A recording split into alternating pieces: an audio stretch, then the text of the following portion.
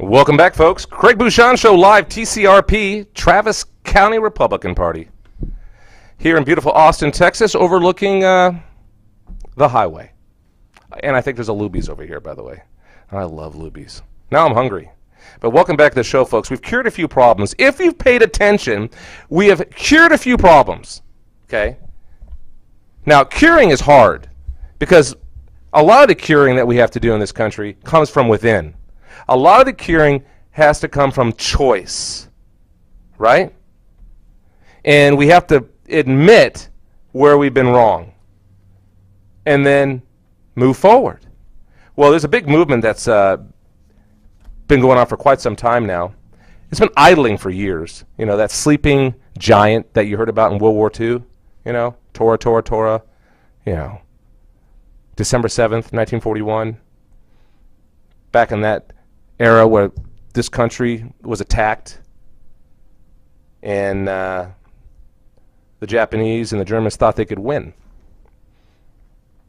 Round two. Round one was World War I. Will there be a round three? I don't know. But here's what I do know, is that the world saw and felt what happens when you awaken that giant. Now that giant, folks, it's defined really like David against Goliath. That giant is us, we the people. And we the people you've been hearing a lot more about lately. You've been hearing more about the revolution of this country. There's a lot more history happening, whether it's Glenn Beck, colleagues of mine that are up at the Glenn Beck program up in Dallas, if it's some of those people doing what they're doing, whether it's me doing what I'm doing with Be First in Media, getting the information out there, it really all derives from you, us, we the people. A lot of that information now has come through a movement called the Tea Party. And one of those people that's out there pushing, doing what he can, and he's not alone, he has friends, but it's Dean Wright, co-founder, director of New Revolution Now. Welcome to the program. Thanks for having me. Absolutely. Well, it's exciting. I mean, it's exciting to have you on the show because I had Ted Cruz on several times, and he's obviously big back by the Tea Party. Yeah. And I'm not saying you personally did, but this is in general, the Tea Party did. And I'll ask you for this particular mic over here, I'll have you get right up on that microphone. But Ted Cruz, he won, and he did something that's never happened in the state of Texas before. Right. That's a big deal, and that's a momentum changer, I believe. That's a very big deal. The Tea Party kind of came of age in Texas as a result of that, and has become really the primary political force in Texas now. And so we can see now what the Tea Party can actually do if we have good candidates and if people get behind the movement. And Ted was a great candidate. Ted, his name recognition, when he first started was 2%. Yeah, it was horrible, right? And I think the polls, and it was about a 3% margin of error. Yeah, so it could have been negative 1%. That's right. He uses that a lot. So, but Ted went to every single event he could possibly go to. We did a statewide forum for the Senate candidates. We went to 7 different cities around the state, and Ted made every single one of them, and it paid off for him in the end. There was one of the candidates for senator that didn't make any of them, and he did make it. That's right. Well, I had Lieutenant Governor on the show, and I've had Ted Cruz on. They've all been invited equal amount of number of times. Ted Cruz came on far more many. Yeah. Okay. And here I am, a delegate for the state. Went to north, right outside of Dallas, just not that long ago, and now the convention just ended. And hands-on means something. Approachability means something. When I think of people that are in the Tea Party, they're real people. They're regular folk, if you will. They're people who just want what's right. They don't want the lies anymore. They don't want the BS that's out there. They want to cut to the chase. Let's fix what's broke. Because I've had a lot of interviews with elderly Tea Party people, like way yeah. up there in age. Oh, yeah. And they've said to me, we're really standing up now because we know we're running out of time. They meant personally they were running out of time. Right. And they needed to take their wisdom and their money and push back against what is really suppressing the American people, and that's the very obtrusive government that we have. Oh yeah, overbearing now. Oh, yeah. It's gotten totally out of control. What I like about Ted and some of the other candidates that we advocated for was Ted's going to go to Washington, and he's not going to wash the dishes. He's going to break some dishes up there. He's going to break down some barriers. And those are the things that we want to happen, is to break down and break apart all of the barriers up there that are holding us back from being able to self-govern. Well, ultimately, it's funny. I'm going to reach over here real quick. For those of you who have been under a rock or casted under a large shadow, that's Ted Cruz and what he looks like. And this is the piece of what they call as propaganda in the industry that, when you go to elected, you take pieces of this, you give them out to people. Here's another local person. Yes, Donna Campbell. Dr. Donna Campbell, who's a friend of mine, and I remember her when she was running against, what's that guy's name? Yeah, Lloyd Doggett. And I got to know her really well, and she's a friend of mine. And this is another level. That's second tier, if you will. Mm-hmm, exactly. Okay, that more grassroots, closer to the root, if you will, because it's local. Okay, where you get Ted Cruz. This Washington D.C. He's going there to battle. But it's important. People at this level talk about how people need to pay attention to state, not just in Texas. People watch this all over the United States, all over the world. How important it is to pay attention to even the lower level government positions when it comes to getting people elected. Oh, really? I mean, the last time around, we spent most of our time, the vast majority of our time, working with the state legislature. And we had fantastic success on a lot of levels, and those state legislators will get engaged with you if you engage them, and so I encourage everybody. We went through a training process, what we call our Citizens Impacting Legislation training, and we did a couple of sessions. We trained 1,200 people went through that training and learned how to become citizen lobbyists. And as a result of that, we got them behind certain bills and legislation during the last 83rd legislation, I think it was, or maybe it was 82nd. And they were calling. They were showing up at hearings. They were writing letters. They were talking with the legislators all the time. And as a result of that, we helped push through things like voter ID, the sonogram bill, and all those different types of things. Sure. I mean, ultimately, here we are. We're in the TCRP. This is, folks, for those of you outside the state, this is Travis County. This is where the Capitol is, right? To my left is where the Capitol is. And this is really a stronghold for Democrats. For a long time, Absolutely. they've owned Yeah. the heartland, if you will, of the Capitol. Lloyd Doggett would be one of those people that's been entrenched for a number of years. And why is it been so entrenched for so long? How come people? And now it is. Keep Austin weird, all that kind of stuff. But there's a saying, Lincoln said it, you can fool some of the people some of the time, that one, but not everybody all the time. I'm paraphrasing it. But the bottom line is, what is it going to take to push through? They have great local people here. Dr. Rosemary does well here, and but what's it going to take? Is the Tea Party part of that? I think it's going to take the Tea Party and the people in it to change Travis County. Yeah, the Tea Party is getting more and more involved on the local issue. Because the Austin Tea Party was in Austin. It was the focal point of state issues and national issues. We did a lot of work on state and national issues, neglecting somewhat the local issues that were going on with the city council. We changed that. We decided we need to focus not only on those areas, but also on the what's going on in the city and the county. So tell the folks, what's the big thing right now? There's an awakening element. I think a lot of sleeping giants, even within Travis County here. And there's a lot of cities, folks, that are like Travis County. And it doesn't mean that they have to be Democrat or Republican. They're doing the wrong thing for society, okay? And because there's some people with R's behind their names doing it too, hence why there is a Tea Party. The Tea Party is there because it's about fixing more than just one. It's about fixing us as a whole, the United States of America. I mean, is that a fair statement? I mean, there's fixing to be done on both sides. But here in Travis County, the stronghold's been the Democrat side. Yeah, and we're seeing the fruits of having the Democrats here. They like to say, "Keep Austin weird." Oh, sure. Well, Austin's becoming weirder and weirder as we go day by day, and it's becoming unlivable.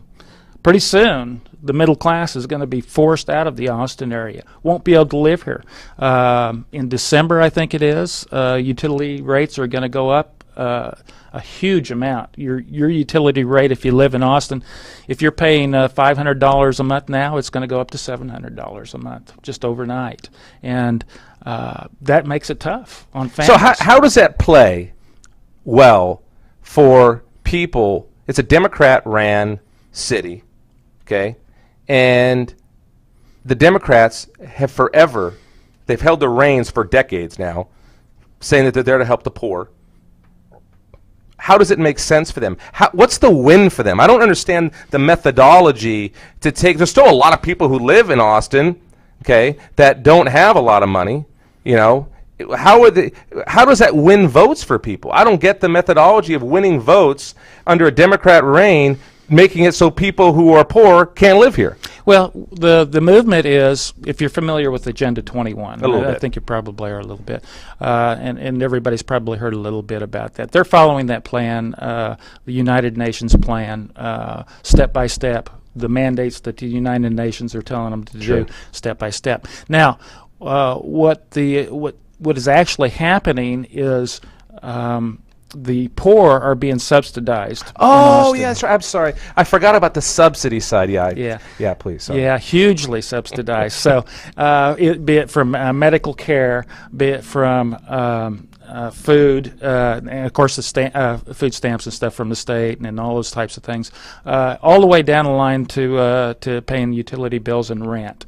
Okay, so there is a class of people that they're keeping there that are going to be beholden to those. So a voting class being grown because they need the help from the government. They get the help from the government. They get to live in a pretty nice place called Austin, and they're going to keep voting a certain way because they're going to keep getting that help. Yeah, on the backs of the taxpayers of Austin, which are mostly the middle class. Now, the middle class are starting to move out of the Austin area because it's a fantastic place to live. I live over Barton Creek Greenbelt, and it's fantastic. But the light rail goes both ways. Yes. See, the light rail also goes out to Leander and Cedar Park. And for people who live here locally, folks, those are areas, those are like suburbs, if you will, out. And so it's kind of going to work in reverse for them, because the one thing in Austin is to keep Austin weird, keep it green, is they want to vertically integrate, and they want to have people living in condos, and everyone's going to walk to work and all that. But yet they're making it so those people can't be there, so they're all moving out, northwest and south. And they're the very thing that they say they want to do, they're actually doing the opposite thing.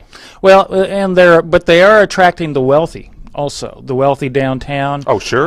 In the condos, the $1 million condos and stuff like that. So what you see in Austin is you're seeing a division. You're seeing the poor who are highly subsidized, and then you see the wealthy who are able to live there and are willing to pay the taxes to stay in this crazy, beautiful place called Austin, which then is forcing the middle class out. So. Okay, so what's the answer? Okay, the folks hear the problem. What should they do? What is it?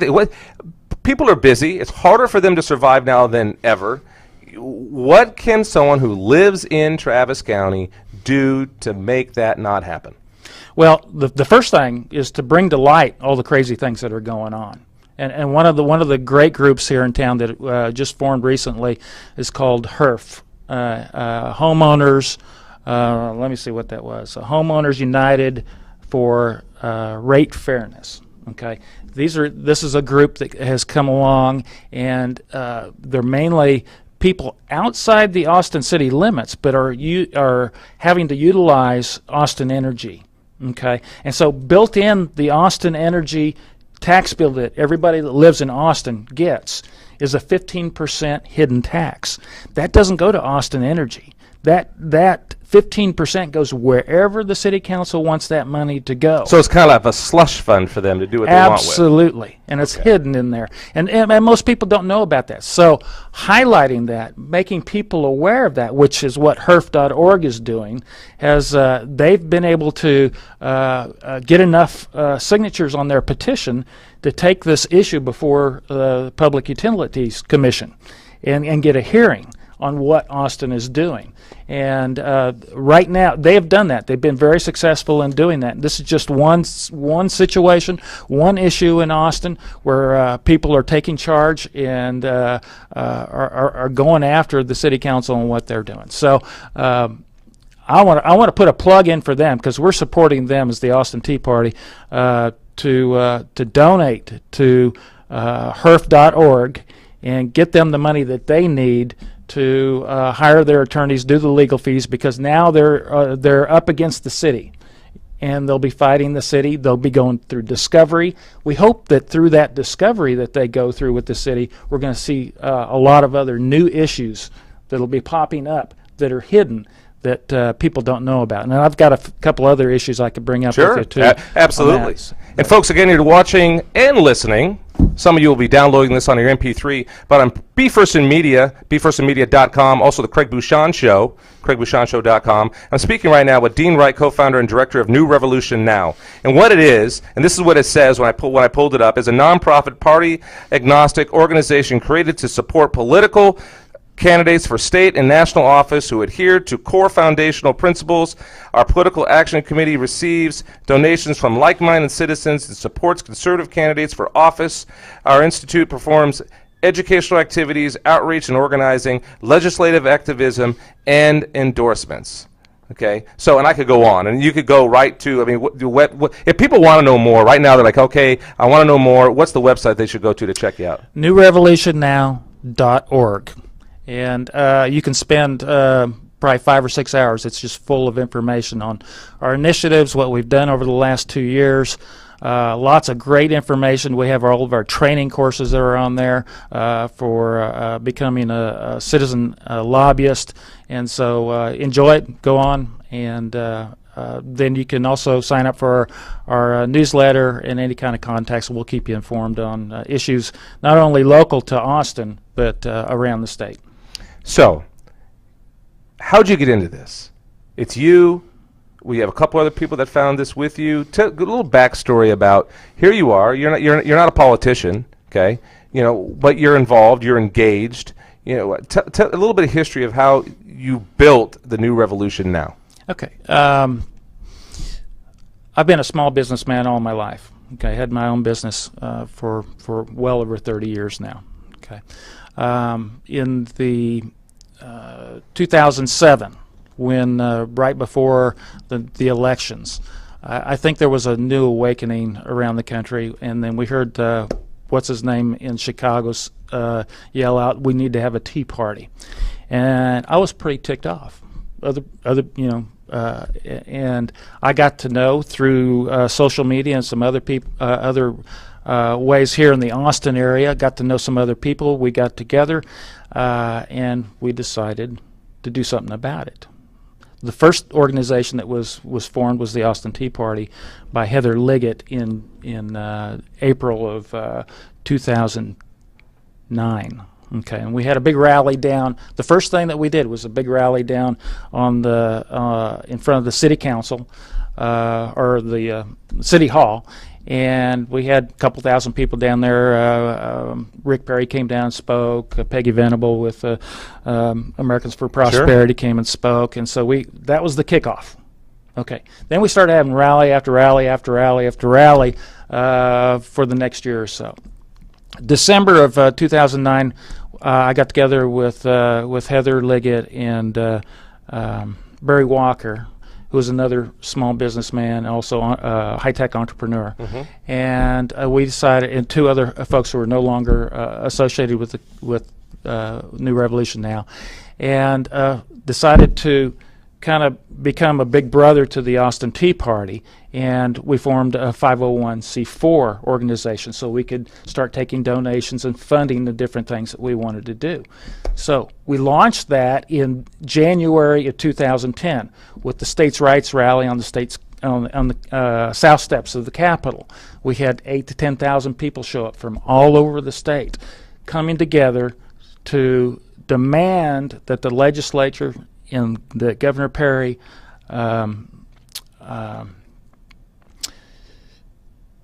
fight against the mandates that were coming down, mainly the health care bill that was coming down. Absolutely. And to reject that on the state level and to sign our petition, which we had thousands of people sign, and we actually even published it in the Austin paper, and demand that they do that. We had a handful of legislators get behind us, but most of the legislators, Governor Perry, General Abbott, said, no, if it comes down to it, if they pass it, we're going to take it to the Supreme Court. And we all know what happened there. Yeah, we know. You know, and I had more than one conversation with Greg Abbott, and I also had Alberto Gonzalez on my show several times, and I spoke within 1 week to both of them about that before the Supreme Court brought that down, as we know what happened now. Yeah. And obviously Greg Abbott was convinced that it was going to be overturned. It was convinced. Absolutely it was not. Yeah. And Al said, you know, about a week before it came down, that he was not that confident that it was going to be overturned because of the pulse of what's going on within politics today. You know, some would feel, and I said to both of them, and I've said to Ted Cruz, and I've said to just about everyone I've ever had on my show, it feels like we're under a quasi-hostile takeover in this country to, not military-wise, but dismantling us from the inside. You can't beat us military-wise. Our military's too strong. So the enemy is inside us now, the old Trojan horse theory, and we're being dismantled. And, you know, it's like this right here. Behind me is Romney and Ryan, right? But this is what people are used to. Having a candidate with no depth. Right. Okay? That's what people are used to. Hey, look at this, look at this. You would think there's a lot of stuff behind them, right? Right. But in the end, that's what they have. And I'm not saying that it's Romney and Ryan. I'm not saying that. That's what they're going to be. I don't know what they're going to be. I don't hold a crystal ball. Okay? Small business owner. I don't know. I hope a customer comes in tomorrow. I don't know for sure who's going to come in every single time. You do the best you can to get them in there. But this is all we have now. This is it. And that's, I don't know if that's good news or I know it's bad news, but I know that these people are banking on people showing up, going to vote for them no matter what because it's so bad on the other side. I would agree that that's probably what's going to happen. But what is the future going to hold? What do you think of the convention? Did you like the convention? Did you think they said the right things? What did you think when you watched what happened? And there were no mentions to speak of the Tea Party. Very little. No. And the Tea Party, by my opinion, saved the Republican Party. Absolutely. But that's just my opinion. Yeah. Well, you said you went to the state convention, right? I did. Okay. I And was. you saw most of those people there were Tea Party people. Most of the Democrats, there was a whole lot. And, Yes. and that encouraged me tremendously because the Tea Party got engaged. The people need to get engaged on the lower levels, in the precinct level, become precinct chairs, become delegates, go and cause trouble at the conventions.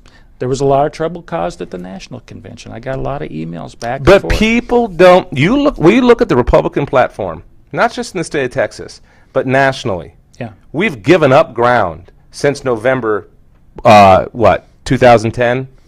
Yeah. We've given up ground. Yeah. And, Some, yes. and it's because we, the people, are trying to please everybody at one time. We're trying to fix the major problems in this country without anybody getting hurt. And that's impossible. Right. People, to fix the problem that we have, and that's the pushback on Paul Ryan.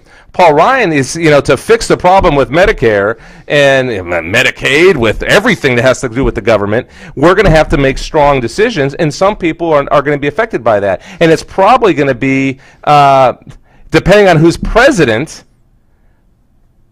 it is going to be the people more on the lower end of the scale or people on the higher end of the scale. That's the argument that people, they think it's only one or the other. What's the middle? I look at people like Ted Cruz and others, and the Donna Campbells of the world here locally. I look at them as wise enough, because they're not politicians to be the sake of a politician, that they're going to be able to put pressure inside the Senate, inside the in Congress, in D.C., to come up with something that makes sense, because nothing has made sense as long as you and I have been alive, period. Because we're $16 trillion in debt. Unfunded mandates are considerably higher than that. And there's no easy fix to get out of this problem. And that's the fear. That's why you're seeing Obama pushing the fear button on people. And ultimately, what's really happened, Obamacare defunded a lot of elderly, $800 billion. There's people, I met a person the other day. It's like I'm running for office. I met somebody the other day, and I was in Omaha, and and his name's John Jackson. When they do that, they always pull out the person that's in there, and there he is right there. Look at wide angle, please, on that one. Let's get the whole family. I say it with jest because it's actually funny that they do it every time. It's like, gee, I know you're doing that. Anyway, I met somebody the other day, a woman, African American. Her dad is in his 60s. Has, I believe it was Lou Gehrig's. And last year could get a lot of help through Medicare. Sure. This year he can't get nearly as much. Obamacare. Right. Rationing. Right. Several $100 billion. Where does it go? It goes to, we're really starting to live what people called the death panels, which it was Glenn Beck, and they were going, "Oh my, you kidding me? Death panels? These people are crazy." So yeah, they are the deal. Like Donald Trump says, is a delivery, right? You sell it, and you can't sell it by calling them death panels. What it really is just denying strategic care to people who really, aren't going to make it anyway. Right. And that's what I met somebody the other day that's going through that right now, that sits demographically. Woman, Obama has more women than Mitt right now. Right. Black, Obama has like 99.999% of that. Right. And not wealthy. So all those things are in his corner. But he's the president that's denying. What he did is denying the care of the father. Yeah. It's unbelievable. So it goes to the effects of you can fool some of the people some of the time, not all the people all the time. Again, paraphrasing Lincoln. And I think that's the greatness about what's happening right now. This is a true come to Jesus. Not to throw the Bible at anybody, but this is the time where we're coming to a point where, you know what, I call foul. And that's a good thing that the Tea Party, in my opinion, is coming up to help take the reins, because we're an out-of-control Wells Fargo stagecoach, because we have a lot of money too, right? And somebody's hijacked it, and now you get rid of the people who are running it, they could run it right off a cliff, and then we're all done. So I look at the Tea Party as a person, if you will, that's going to get behind the reins to at least pull us back in and get us at least back on track and protect the wealth.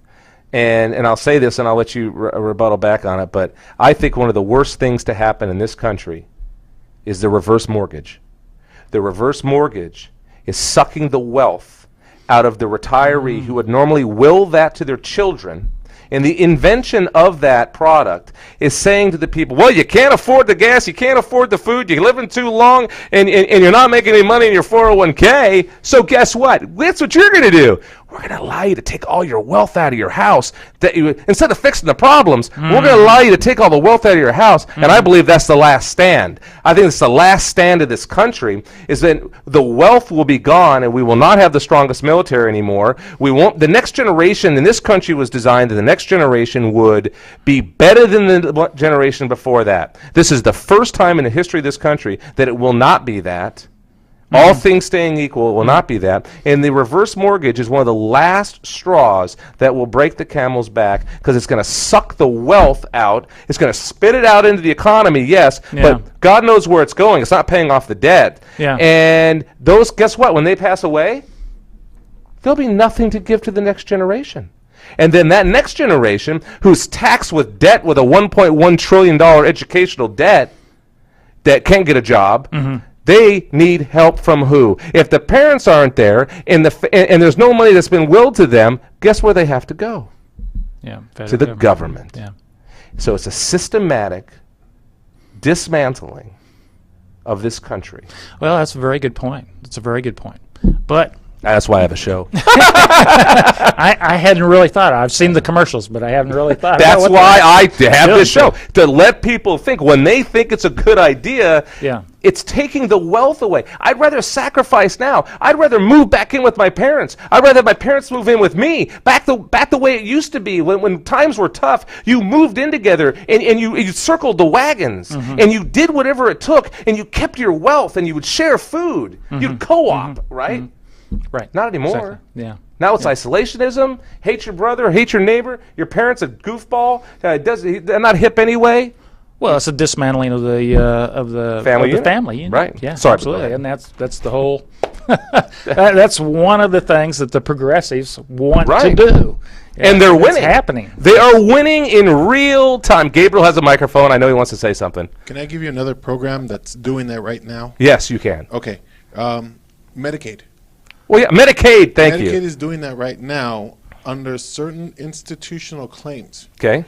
Where if you have long-term claims, President Obama, it happened in the Obama administration where they signed into law where if a person's receiving assistance through the state as opposed to the federal government, that if they are receiving the state disability claim, for example, I'll give you a good example. In New Mexico, they have an institutional Medicaid claim for those individuals that are waiting for their SSI or disability claims to go through. So the state tries to help them out. But there is an act that has been passed that if the patient that's applying for assistance does not have a will or does not have any, other than the spouse, that property that patient owns can go back to the state. It will be deemed to them, right? Because they're using state funding to help them out get better. It plays into. What's your opinion on this? Dean Wright, co-founder, director, New Revolution Now. I'm a big fan of the work that they're doing. It used to be years ago, you're out east, they say, go west, young man. Go west, young man, because the land is cheap and it's plentiful, and you can be a ranch and you can stake your claim, and you can build wealth. Hence, Texas is the only place in the United States that the majority of it is privately held, and we generate our own power. 98% of our power is generated here, and we consume it. By what Gabriel just said, sucking away the wealth and the capital out of capitalism will destroy this country. Is that not really what the Tea Party's fighting for, is to stop really what we're in the middle of right now, and we're running out of time, and that's why it's so important? Well, I think these types of things are happening because we're not generating prosperity like we have in the past. Right. And in the past, we generated huge amounts of prosperity, and we spent it. We spent it and spent it. The government spent it and spent it and spent it. What we need to do today is take the shackles off of the free markets. Once we release the free markets, which a lot of people, you look around, they say, we don't live in a free market society today. No, small business owners, the hardest thing in the world is to be a small business owner now. And even in Texas. Texas has got a great business environment. But I tell you what, being a small businessman in Texas, there's a lot of problems. Oh, and if you're one day late paying those taxes, they're going to ring, ring. Oh Send yeah, you a letter. and the penalties come and all those types Right. of things. So there's a lot of things that can happen to take those shackles off of the free markets to start generating prosperity. And I think that's going to happen real quick, just with people's attitudes as soon as Romney's elected. And I believe Romney's going to get elected landslide. It's not going to be a contest. I look at it like Ted Cruz. You look at the polls that Ted Cruz was down like 6 points. I think I remember the last one I looked at, and won by 13 points ish.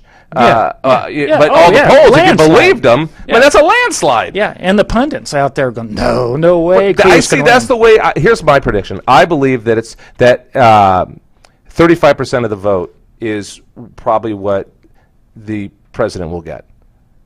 That's what pretty low. That's what I believe. That's Okay. what I believe. I hope so. Because that to me is a landslide. Yeah. Well, Because if it's not that, I'm scared to death. Because if it's not massive, yeah. to me, if Yeah. it's not massive, Yeah. if that woman who I just told you about with the dad and all that, Yeah. if she still votes and she still believes in the way that what she's being told, hope and change, Yeah. Yeah. we've got even bigger issues than we may not have fixable issues. We may not be able to fix things because it's about we the people. Well, we're not going to fix things overnight. Oh, there's no doubt about that. And we believe it. We've got a 25 year revolution that has to go on, and we're taking little steps, one little step at a time. Getting Ted Cruz in, Donna Campbell in, getting some of these citizen candidates in, getting people educated about what self-governance is. We haven't been a self-governing country for 150 years. Well, the most powerful thing we have in this country, and I said it earlier in the first hour, yes, first would be the power to vote. But equal to that is the power to impeach and to recall. Because the justice that the American people can put down on the candidate, on the person who's elected, who defrauds what they said they were going to do, is that they can be removed. And what I preach to people all the time, I speak at many different events, and I think there's very, very, very fine people in the Democrat Party. I do. I truly believe there's a lot of people that are there because they believe that's their survival. That's what they they truly believe that they have to be there. And it's wrong. It's absolutely incorrect. But they don't. There's a saying: to trust the message, you must trust the messenger. Okay, and we need better messengers. And I think the Tea Party can help there. I think the Tea Party can definitely help there. But the fact of the matter is, we are in a very unique time right now because we have an opportunity to, yes, it takes a while, but I think we could quickly change the course of this ship. It may take a while to fix what's inside the ship, but we can do some things very strategically to get ourselves on the right track very quickly. I agree. There is a huge amount of pent-up finances, money, wealth within a lot of the corporations and even the small businesses today that's not being utilized. As soon as we come back to a business environment that has reduced the mandates, taken away, again, the shackles from letting us as small business people do what we need to do without somebody banging on our door every day, that's going to be let go. That's going to be opened up. And I believe when Reagan came in and did his thing, we had 2 years of recession when Reagan, his first 2 years. It was horrible. I lived through that recession with my business. We went way down. But after that, it exploded. Sure. It exploded. We're going to see that explosion. We're not going to go through that recession. We're going to see that explosion almost immediately as a result of everything that's pent up because we missed a recovery.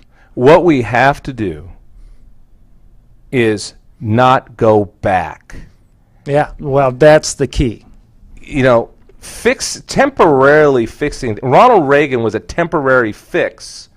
He came along at the perfect time, thank God, but we didn't learn the 1,000 points of light, and we're never going to raise taxes. What? What are you? Huh? Then you do it. Hello, you know, Bush, then Bush's son, and then you got Bush, the other Bush coming in. It's like, are we inbreeding? Are we inbreeding in this country? I mean, politically, our heads are getting smaller and our eyes are getting closer together. Yeah, we were inbreeding. And it's happening within the Republican Party as much as it is the Democrat Party. Yeah. And I say that as a Republican. Yeah. Okay.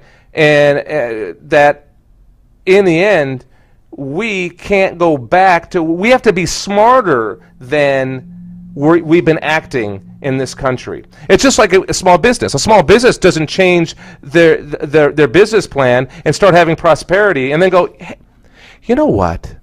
Let's stop that. Yeah. And it's because corruption's there. Politicians are there for power. They want power. And, you know, so what do you think? I mean, we have a few minutes here, and that's why I've dedicated a lot of this second hour, because I'm glad that you could come on. I like talking about the Tea Party issues. I want to do more about it. We've designed this to be on the road. We're going to be traveling. We have a lot of different hosts coming aboard. We're going to be building out a whole Tea Party message with people who will be hosting shows on Be First in Media. It's just fantastic what we're doing, and I appreciate you coming on today also. You bet. You know, and in the Travis County Republican Party, who I try to help as much as I can, focus their eye on the ball. But I also try to help the Democrats. I like to help the Democrats not do what they're doing wrong. And some things that they're doing right, we need to. Here's the battle. The Republicans are pushing even back on the things that are right that Democrats want to do. And obviously, all the things that are wrong, they're really exposing. But there's the old saying, don't cut your nose off to spite your face. Don't throw the baby out with the bathwater. And that brings me to this. Do you think it is time for a third party? Can the Tea Party, it already has the name, the Tea Party, it is the name. And I've always been told, oh, no, it's about not being that. It's about everyone being independent. It's about everybody kind of doing their own thing and then coming together. I personally believe, it's what holds the pendulum. I think it is getting very close to time for a third party. I believe that the Tea Party can be very legitimate in doing that, and I can understand. And I just want to hear your pushback on that, or maybe you agree. So, do you think a third party is needed, or do you think the two party will work just fine? No third party. Okay, no third party. Now we've got to give it a chance. Okay. We've seen the Tea Party. Tea Party's only been in existence for a few years. Okay. Okay. And we've seen huge changes in the Republican Party as a result on the lower levels. Okay. But I can guarantee you, my eyes have been opened. There are huge power mongers in the party, and huge power mongers that utilize their money directing the party, and the party goes where the money is. So, maybe we say that we ask it another way. The Republican Party will become the Tea Party. It'll just say the name Republican Party. Because here's what, it's semantics after a while. It's hocus pocus. Here's the bottom line. I'm not afraid of third, a fifth, an eighth, a 10th party. Half the people in this country don't vote anyway. What about the other half? Why aren't they voting? Because they truly, it isn't like it's happened just once or twice. I pulled the records of elections since this country had elections. Mm-hmm. And we have never, since the mid-1800s, had a substantial turnout in this country. Right. We think that 52% is great. Yeah. It's pathetic. Yeah. It's embarrassing. And it's because a majority of people, some of them are lazy, but a lot of them don't believe in the system anymore. Well, the system doesn't work the way the founders set it up. The system doesn't work unless everybody's involved. Right. And that's where we've got to get. We've got to get to where people see it as a responsibility to be involved to a certain degree. Okay, we're small business owners, right? I hear everywhere we go, every class I've ever been to, any class I've ever taught about how people should try to make their way in the business world, whether you're a hub company, historically underused business, first thing, folks, drop the title. Hub. I'm proud to be historically underused. Not a good thing. And I did that, actually. I actually did. Yeah. Long story. But that's what I believe. Competition is good, right? Absolutely. It's what makes things fair and equal and balanced. It's competition. No monopolies. Makes things better. Right. No monopolies. To monopolize, to not have other choices, to control. Right. Two is not enough. We have proven mathematically, and I'm saying this as a Republican delegate, and I look at what goes on and I go, I don't know, maybe I need a little competition. Maybe if I'm a burger joint, I need another burger joint to go out there and start advertising too. See, I believe that the history teaches us something. The crystal ball of what might happen down the road through good efforts, that's another thing, I guess, to try to fix it, to try to fix the problems. I believe in the same way that capitalism demands competition. It demands it under equal laws. Two is not enough. We say it about the insurance companies. What is enough? I don't know. That's the balance that we have to have in our free market. I think it's more of a competition of ideas. Okay. And so you can have two parties, but you can have a lot of different ideas within each one of those parties. So if you have that competition of ideas, and you have the Tea Party wrestling with the establishment. Okay. And you may have the libertarians. There's a lot of libertarians in the Republican Party. And so back and forth. So you've got three different entities dealing with each other. There's competition. Who's going to win out? Yeah. So the mindset. So the mindset. And the reason I'm bringing this up, I've been asked this question at least 100 times. Man, do you think it should be a third party? And I would say more than 100 times I've had people tell me there should be a third party. My frustration being in depth into the industry, if you will, is that there's too many schmucks on each side. There's too many people that just they're not fixable. They're not curable. Yeah. They're a cancer and they need to be cut out. And we got to go through chemotherapy, and we have to go through radiation, and that's what's ahead of us. And we're going to have strong leaders, because there are a lot of people who are right now on the government dole are not going to be on the government dole at the level that they've been on the government dole moving forward. And that's the ugliness about what's coming, whether Democrats or Republicans are going to be in office, because when there's no money, there's no money. And in the end, when we talk about the party movements and we talk about what's worked,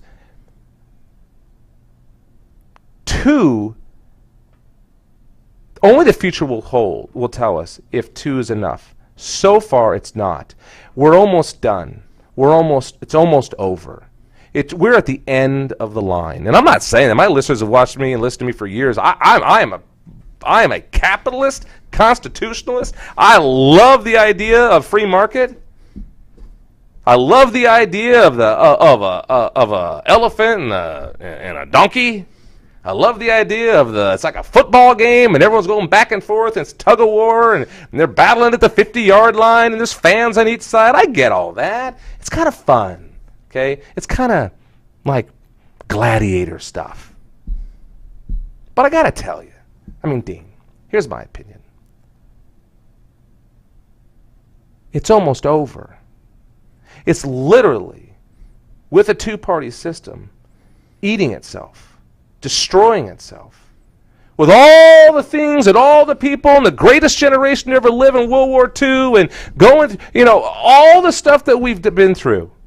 The two-party system is to date, we arguably are one election away. Watch the movie 2016, right? Isn't that what 2016 is about? Oh my God, go see 2016. What does it mean? It means you're done. You're done. So I feel bad maybe. I'm not all, no, I don't feel bad. I actually don't. Maybe I'll just apologize to all of you out there who think that maybe I'm crazy saying there might be time for a third party. I just know that what we've done so far doesn't work because we're just like a business. We're $16 trillion in debt. And that's not even counting the real money. And we're one election away, if I believe all the people reading the tea leaves, that dog don't hunt. So I don't know how people can argue. I don't understand. I understand the methodologies people use. I don't know how what's the argument? That two works. I can't say that two works. And the same reason I can't say two businesses work in a market. You need more than two businesses. I just don't want two insurance companies. I just don't want two grocery stores. I want a multitude. And I think that's where we need to go. And I think that Ross Perot was right, but very wrong in how he did it. Right. That's the way. And I'm saying that, and I could be wrong about it. Maybe I'm just pushing some buttons to get people more focused on the ball. But I will say that the two-party system to date doesn't work. Or we couldn't be $16 trillion in debt, and we couldn't have people going to Harvard and Yale and Princeton and UT, A&M, getting economics degrees and being economists who put us in this position, where capitalism is losing the communism, where American strongest military in the world can't defend its border. Something's wrong, Dean. Yeah. I agree. It's going to take getting more and more people engaged in the process. I think that's the key. And the more and more they wake up. And my fear is once Romney Ryan get in there, okay, and things start to turn around, and so we start to get more prosperous and start bringing down the debt, the spending's going to start going back up. It's just too much temptation. So we've got to stay on. We've got to be involved. We've got to get good representation in there that's going to get us back where we need to be: smaller government, constitutional construction. Absolutely. Those types of things. Well, I'll tell you, I thank you so much for coming on the show today. Glad to be here. Folks, you have to check them out. Again, give the folks where they can go to your website. NewRevolutionNow.org. Don't go to the com, go to the org. .org. They're also up on Facebook. I put a post up on Be First in Media. Go to our Facebook page. There's a link there. And I hope I'm wrong. I do. I hope that. I'm a realist. I want a realist party. That's what I want. I want people to talk about it the way it is. And my goal is that politics and politicians like George Washington, who never wanted to be president. George Washington, have I not done enough for my country? George Washington, a man who showed up because he truly cared, and he left as fast as he could to go back to live in the greatest nation on earth. And thank you so much for coming on today. Thank you. I look forward to having you on again. Right, well, there you have it, folks. Hey, we're coming right up to the end of the show. Gabriel, did you get all the stuff out that you needed? You didn't get a lot of time there. Did you vent? I'm doing good. I'm doing You're good. doing good? It was the right time to have Craig on. Does it make sense what I'm saying? Do you think I'm crazy? Not yet. Good. You know. Wait, not yet? You don't agree? Or you don't think I'm crazy? Or you might... agree with you completely. But yet, the methodology that I have is that it's just what I was saying to Dean. And Dean, what a great guy. Anyone that steps out and when you're in business, you risk things, And when you go out and you have an opinion about stuff, you're risking again because when you're in business, you're trying to please everybody. But anyone who stands on conviction, that's a very powerful, powerful thing. And I believe in what he's doing. And folks, you need to check it out. You need to get involved, get engaged, just like he said. And it doesn't mean you're getting married, folks. Getting engaged in what's happening to you right now. And my opinion is, I haven't seen that I'm a big fan of the two-party system because it's been failing us tremendously. So that's my only point, Gabriel. That's what I'm saying. Hopefully I've said it clearly. Yes, you have. I can safely say that you have. Yeah, excellent. Thank you so much. Hey, but again, folks, this is our soft launch at Be First in Media. We got some very, very powerful people behind the scenes involved. When I say powerful, it doesn't mean they're all wealthy people that just have big money sticks. They have this. This is what gives you strength and wealth. What's up here? Money comes and goes, okay? Things happen. But as long as you know what you need to know and you understand where you are and you can play by rules that are fair, then that, to me, puts you in the game where you have an equal chance to win, okay? It's just like any sport out there. It seems like the greater the player gets, the more they're able to cheat. The more the basketball player can double dribble. The more they can, dance in the lane. Because the fans want to see him score.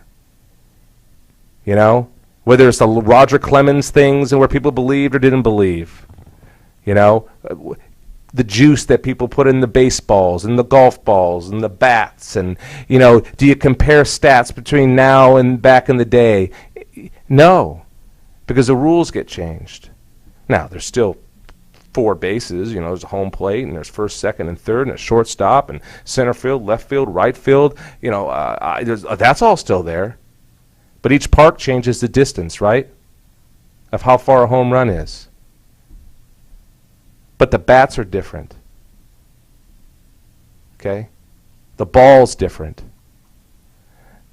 A dome didn't exist many years ago. There's no wind there, more like dead air. All these things add up, and they all do mean something. So all things aren't equal. And whether we're looking at sports or we're looking at politics, you got to understand the game, the rules of the game. Hockey's around a long time, but they found out it was pretty damn boring.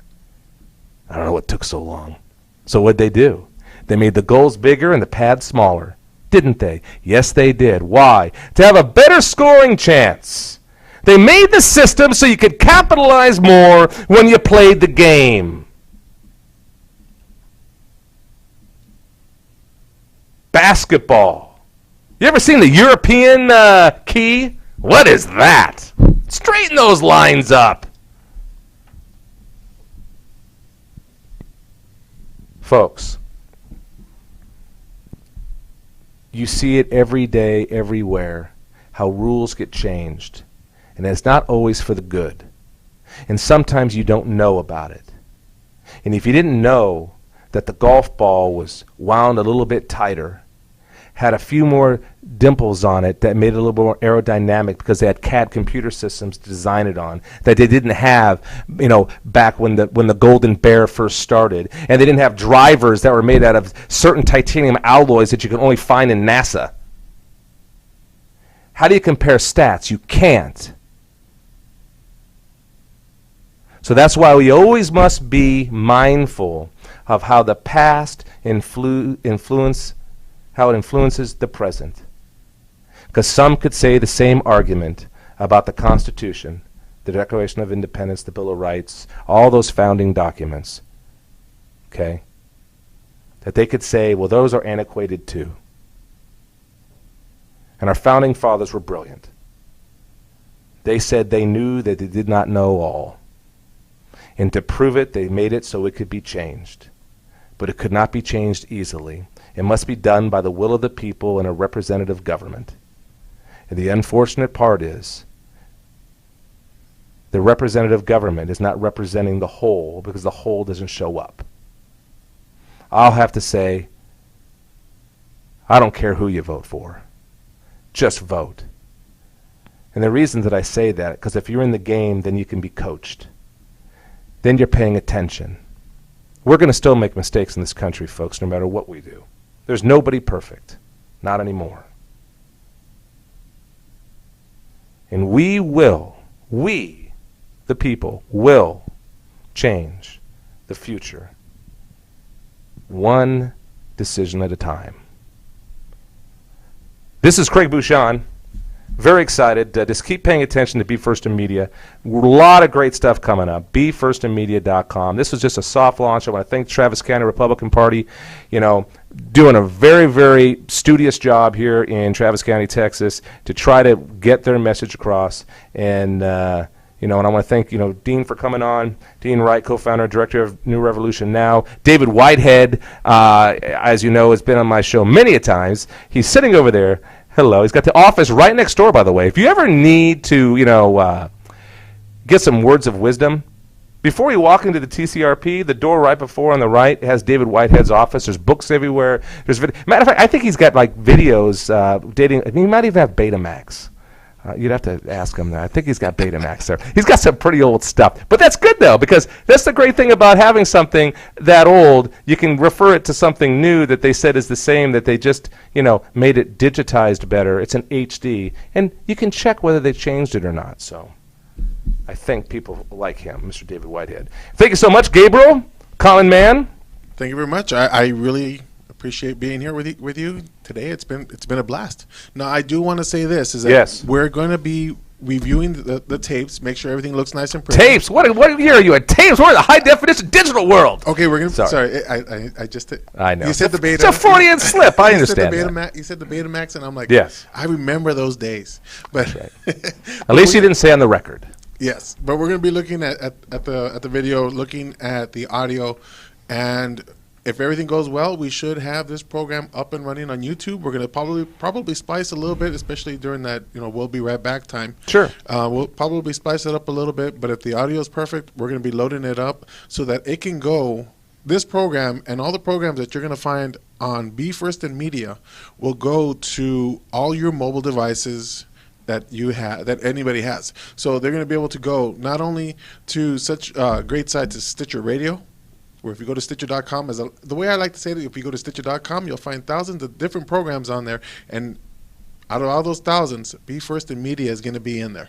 You'll also be able to find Be First in Media programming also on iTunes that you can download from your iPhone and any other That's computer. great. What a great way to go to work. Just, listening to my voice on an MP3 download. That'd make my day. Oh, yeah, definitely. Well, thank you so much. And folks, tune in next week. Got some great things coming up. Also, we're going to do a little bit of updates throughout the week, growing out the programming. Again, this is Craig Bushon. Go to BeFirstInMedia.com and also CraigBushonShow.com. Thank you so much, and God bless.